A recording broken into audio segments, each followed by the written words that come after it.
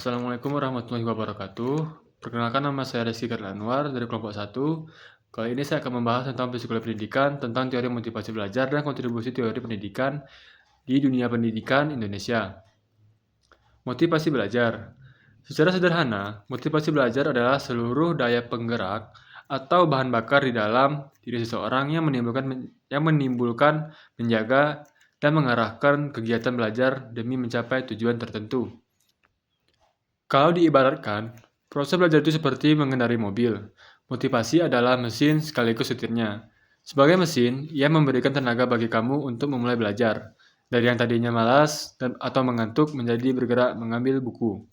Yang kedua, sebagai setir. Ia mengarahkan fokus kamu kalau motivasimu adalah menguasai bahasa asing demi kuliah di luar negeri.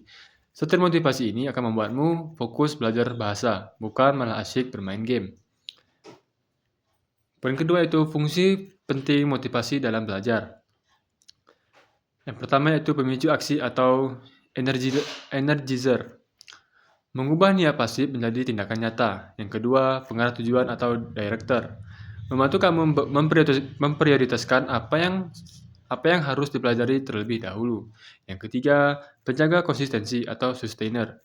Membuat kamu bertahan dan tidak mudah menyerah saat menghadapi materi pelajaran yang sulit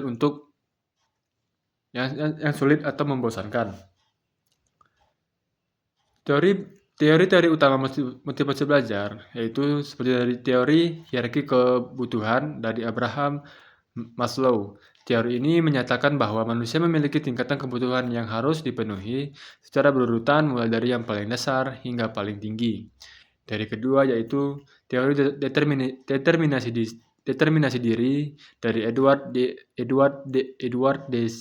Deci dan Richard Ryan. Teori ini berfokus pada asal muasal datangnya dorongan belajar yang dibagi menjadi dua jenis, yaitu motivasi intrinsik dan motivasi ekstrinsik. Yang ketiga, teori atribusi dari Bernard Wiener. Teori ini membahas tentang bagaimana cara seseorang menyikapi kegagalan atau keberhasilan dalam belajar, dan bagaimana cara pandang itu memengaruhi motivasi mereka selanjutnya. Yang keempat, teori harapan nilai atau ekspektasi value theory dari Jack Quayle, X. dan Alan Wakefield. Teori ini menjelaskan bahwa motivasi seseorang untuk mengerjakan sesuatu tugas belajar ditentukan oleh rumus sederhana motivasi sama dengan harapan dikali nilai.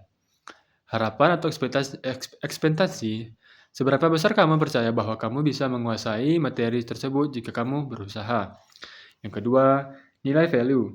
Seberapa penting kamu berguna atau menariknya materi tersebut untuk hidupmu.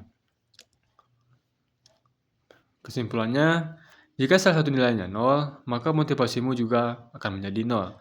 Kamu tidak akan termotivasi belajar kalkulus jika kamu merasa tidak akan pernah bisa menguasainya, atau harapan sama dengan 0. Atau jika kamu merasa kalkulus itu tidak ada gunanya sama sekali buat masa depanmu, maka nilainya sama dengan 0.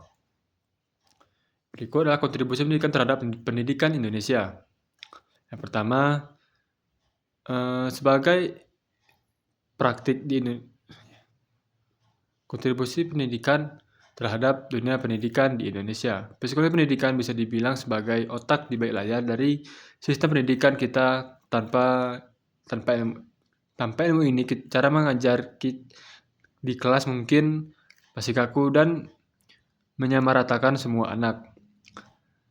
Yang pertama, berikut beberapa kontribusi nyata psikologi pendidikan terhadap dunia pendidikan di Indonesia. 1. Menjadi fondasi utama kurikulum merdeka. Yang kedua, peralihan ke student centered learning atau pusat pada siswa. Yang ketiga, penerapan asesmen diagnostik. Yang keempat, fokus pada pembelajaran sosial emosional atau PSE.